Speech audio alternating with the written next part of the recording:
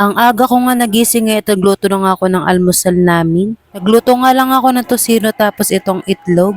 Itong video nga na to mga mare, kuha pa nga to nung Friday pa kaya pinagluluto ko rin si Kurt ng pambaon niya sa school. Pinagugupit ko na nga to mga tosino natin mga mare kasi ang laki ng mga hiwa. Ito nga isahatiin ko pang baon ni Kurt tapos pang almusal din namin. So ayun na nga mga mare, maglalaro na naman ako ng luto-lutuan ngayon, charot lang. Ito nga yung ginagawa ko araw-araw, Diyos ko, ako na lang talaga yung nagsasawa. Hinanda ko na nga itong pangbaon ni Kurt tapos nakaplansya na rin yung uniform niya. Pagka uwi ko nga galing trabaho mga mare, nagluto na rin kami ng hapunan namin o diba, ang bilis lang ng oras. Ito na nga lang yung ulamin namin ngayon, di naman kami maarte sa ulam. Maarte pa ba tayo? Wala naman tayong pera, charot.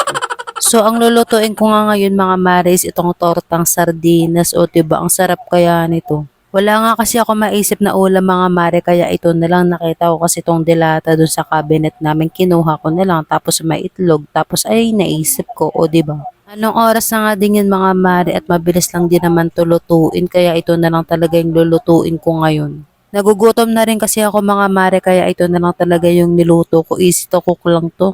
Nagbasag nga lang ako ng 4 na itlog dyan. Tapos yung sardinas mga mare, hiniwalay ko lang yung pinaka-sauce niya doon sa pinakalaman niya. Tapos pinagsama-sama ko lang dito yung itlog siya katong sardinas natin. O diba? Nilagyan ko din yan mga mare ng pamintang pino, konting betchin, tapos asin. Buti nga is may stock pa kami ng dilata doon sa cabinet mga mare kasi ang hirap talaga mag-isip ng ulam sa araw-araw, Diyos ko po. Alam niyo pag out mo ng trabaho mga mare, mag-iisip ka na kung anong uulamin nyo. Tapos pag tinanong mo naman yung asawa mo kung anong gustong ulam, bahala ka. Diyos ko, ano kaya yun nakatulong o diba? Since anong oras na nga itong mga mare at anong oras na rin ako nakauwing galing trabaho. Alam nga, pumunta pa ako ng palengke mga mare, diba? Para lang makabili ng ulam na masarap. Anyway mga mare, ngayon nga lang ulit ako makakapagluto na tong tortang sardinas. After 1 year, charot lang, 1 year, ang tagal naman. Ito nga mga mare yung vlog ko araw-araw, a day of my life as a content creator. O diba, di mo kaya.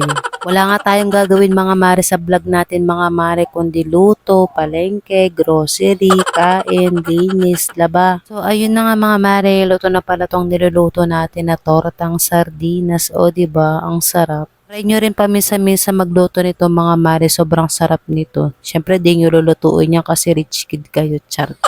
Gutom na nga ako niyan mga mare tapos nalaman ko mga mare wala pa palang sinaing. Diyos ko po. May natira nga na kanin kanina mga mare, kala ko okay pa. Diyos ko, panis na pala kaya nagsaing na lang ako ulit. Baka sumakit pa yung tiyan natin mga mare. Tapos ayan na nga mga mare, luto na nga yung sinaing natin. Kakain na tayo. Kumain na nga muna kami mga mare tapos after ko nga kumain dyan is nagugas sa kagad ako ng mga pinagkainan namin. O diba? Ikaw na nagluto, ko pa maghuhugas, Diyos ko. So ayun na nga mga mare, wala nga tayong no choice.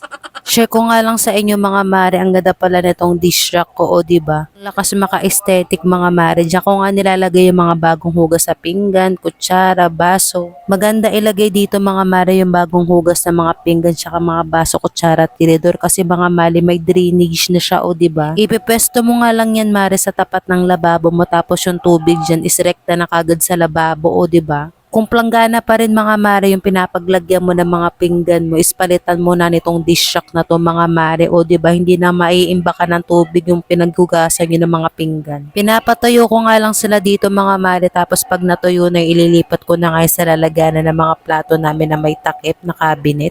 Kung gusto nyo nga rin ito mga mare, ilalagay ko na lang yung link sa comment section.